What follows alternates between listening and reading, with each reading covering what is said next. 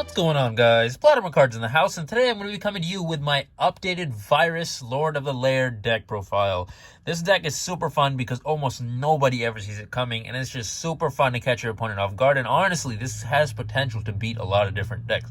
So, before we get started, if you like what you see, don't hesitate to like, comment, and subscribe, and now let's just get into it, guys. So, first of all, I like to play 2 copies of my boss monster, Darkest Diablos, Lord of the Lair.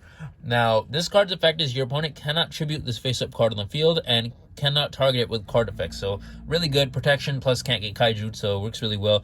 You can only use each of the effects of Darkest Diablos, Lord of the Lair once per turn. First effect is, if a dark monster you control is tributed, except during the damage step, you can special summon this card from your graveyard if it was there when you tributed, or hand, even if not. And secondly, you contribute 1 dark monster. Your opponent places 1 card from their hand, either on the top or bottom of the deck. So you have potential to get rid of your opponent's cards in hand, plus it has insane recyclability for this deck.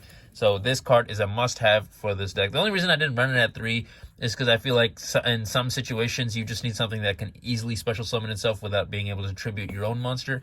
And so that's why I ran it at 2. But if you want to run it at 3, I could see that as well. Next, I like to run 2 copies of Lilith, Lady of Lament. This card is really good for this archetype. This card is normal summon. Its original attack becomes 1000. Quick effect, you contribute 1 dark monster, then reveal 3 normal traps from your deck. Your opponent randomly chooses 1 for you to set to your field, then you can shuffle the rest back into your deck.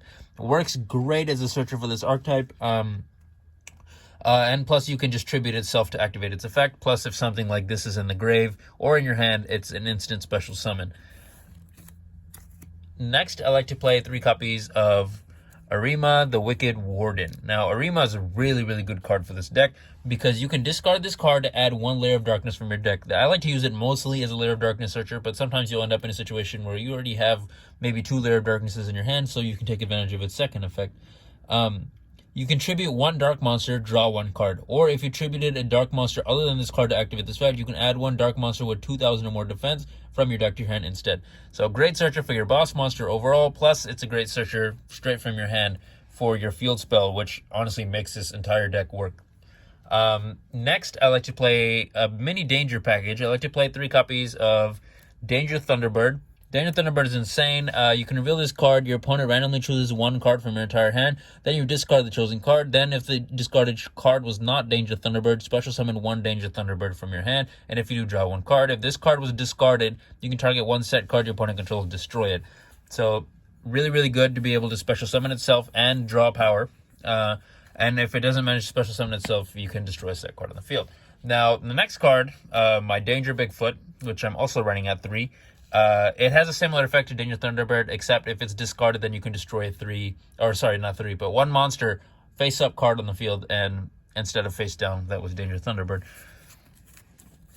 Next, I like to play 2 copies of Danger Nessie.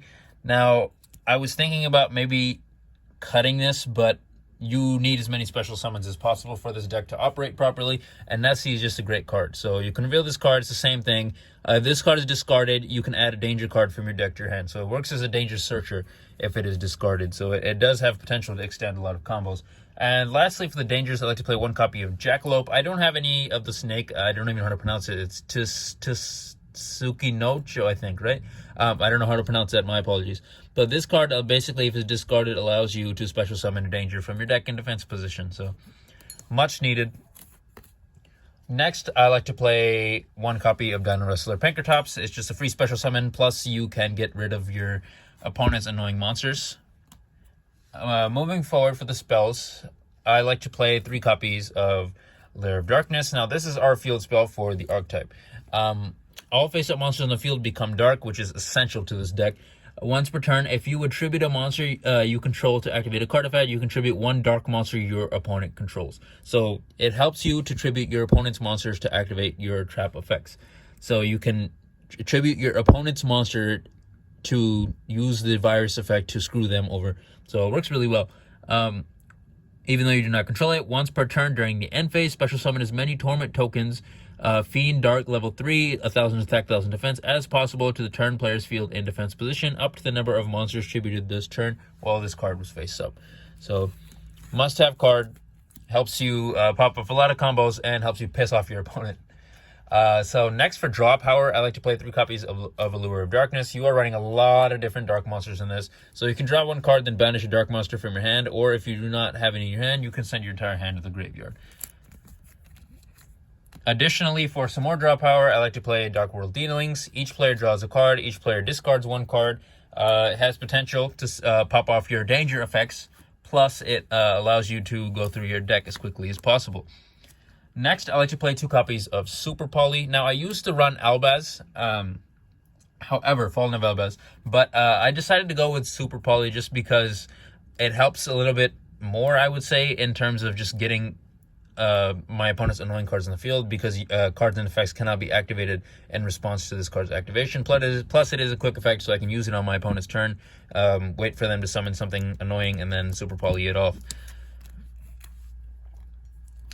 Moving forward for the trap card. So I would say the best of these traps for this format, at least, is Deck Devastation Virus. So it does really, really well against splites. You contribute 1 dark monster with 2,000 or more attack. Look at your opponent's hand and all monsters they control and all cards they draw until the end of their 3rd turn after this card's activation, and destroy all those monsters with 1,500 or less attack. So this can just completely shatter a split deck. I've seen it happen. I've used it before online, and this is a must-have for this deck at 3 in the current meta. Next, I like to play 2 copies of Crush Card Virus. Crush Card Virus is a cool card. I think it's not as useful as the other ones, which is why I run it at 2. Tribute 1 dark monster with 1,000 or less attack. Your opponent takes no damage until the end of the next turn. After this card resolves, look through your opponent's hand at all monsters they control. It destroy the monsters among them with 1,500 or more attack. Then your opponent can destroy up to 3 monsters with 1,500 more attack in their deck. So it kind of backfires, has the potential to backfire with the Foolish Burial effect, but with certain decks, like if I'm going against Blue Eyes, this is great. This is great. Next, I like to play 2 copies of Full Force Virus. Full Force Virus lets you tribute a dark monster with 2,000 or more defense to look at your opponent's hand and all monsters they control, and all cards they draw until the end of the 3rd turn after this effect activation. You can destroy all those cards with 1,500 or less defense. So I would say this is like maybe the 2nd best right now, in my opinion, but overall, it's just really a great card. Just immediately destroys whatever is in my way. Next, I like to play 2 Eradicator Epidemic Viruses. Tribute 1 dark monster with 2,500 or more attack. Declare 1 type of card. Spell or trap, look through your opponent's entire hand, all spells, traps they control, and all cards they draw until the end of the 3rd turn after this card's activation. Destroy all cards of that type. I screwed over an Eldritch deck so hard with this card. This was insane. One copy of Grinning Grave Virus. Tribute 1 dark monster with 3,000 or less attack. Your opponent destroys 1 card of their choice in their hand or deck for every 500 attack that monster had on the field. If you tribute a monster with 2,000 or more attack to activate this card, look through your hands. Look at all cards your opponent draws until the... I lost my spot. With 2,000 or more attack, look at all cards your opponent draws until the end of the 3rd turn. After this card's activation, destroy all monsters among them. Cards destroyed and sent to the graveyard by this card's effect cannot activate their own effects during the same turn. So this card is insane. The one problem I have with it is it works best if you tribute something with 2,000 or more attack, which most of the time you will have. Like with most of these cards, they need a certain requirement. But my one problem is sometimes you'll end up with something. I have too many cards, I feel like, that need a monster like with this one, 2,500 or more attack.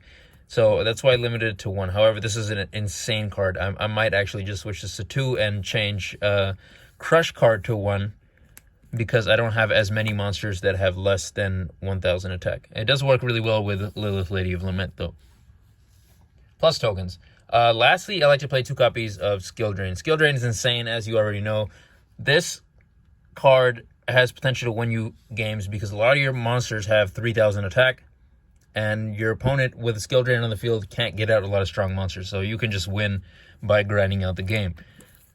Moving forward to the extra deck, first of all are the Super Poly targets. I like to play 1 copy of Predaplant, Titro, I don't know how to pronounce this thing, but it takes 3 dark monsters on the field, so combined with your field spell, has the potential to just take out everything your opponent has on the field. It gains attack equal to the total original attack of all other monsters on the field with a predator counter. You can only use each of the following effects once per turn. When your opponent special summons a monster from their extra deck while you control this fusion summon card, quick effect, you can negate the summon and destroy that monster. Works really well for a negate as well. If your opponent controls a monster with predator counters, you can special summon this card from your graveyard in defense position. That's not going to come up as much. You'd be surprised. Next, Starving Venom Fusion Dragon. If this card is fusion summoned, you can make this card gain attack equal to your opponent's special summon monster until the end of the turn. Once per turn, you can target one level 5 or higher monster your opponent controls until the end of the phase. This card's name becomes that original name and replace the effect with that monster's original effects.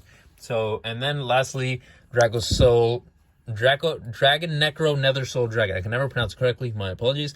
It just takes 2 zombie type monsters. I'll switch this out for whatever super poly target I need, depending on what deck I'm against. Works really well against zombies and Eldritch, which is why I just had it to the side, or I had it in my deck for now. Next are the Xyz monsters. So first, I like to play the number 90 package. So number 97 package. Number 97, number 100, and number 38. Number 100 obviously is the OTK. Number 38 helps you negate, and number 97 helps you bring out number 100 by using this as material for this. So these 3 are pretty necessary in my opinion. So next, I like to play 2 level 7s. Now this is not going to happen as much just because you only have, I believe, the Danger Nessie. My apologies if I'm mistaken. But the number 11 and the Red Eyes Flare Metal Dragon. Number 11 helps you steal your opponent's monster, and then this thing helps you, it kind of works as they keep taking damage every time they use an effect. So it's kind of fun to mess around with. Again, but you're not going to see those as much. And since we're running Xyz monsters, of course, I have to run 1 copy of Divine Arsenal AA Zeus. Moving forward to the Link monsters, I like to play 1 copy of Nightmare Unicorn, 1 copy of Nightmare Phoenix, 1 copy of Salaman Great Almirage, and 1 copy each of Appaloosa, Bow of the Goddess, and Axis Code Talker. Now, you'll see that this is technically a 14-card extra deck, and that's because I can't really decide on what I want for my 15th. I don't know if I want another Link monster or if I want another Super Poly target, just to have a diverse extra deck and be able to take out lots of different decks. That's something I'm still kind of figuring out. But overall, I think this deck is super fun. It'll catch, like I said earlier, it'll catch so many people off guard because no one expects this coming. I am going to take this to my next locals. I think I've close to perfected it, in my opinion. But obviously, we will find out after the tournament. But anyways, guys, this is Plotter McCard signing out for the day. If you like what you see, don't hesitate to like, comment, subscribe. And oh my goodness, look at the time. It's time to do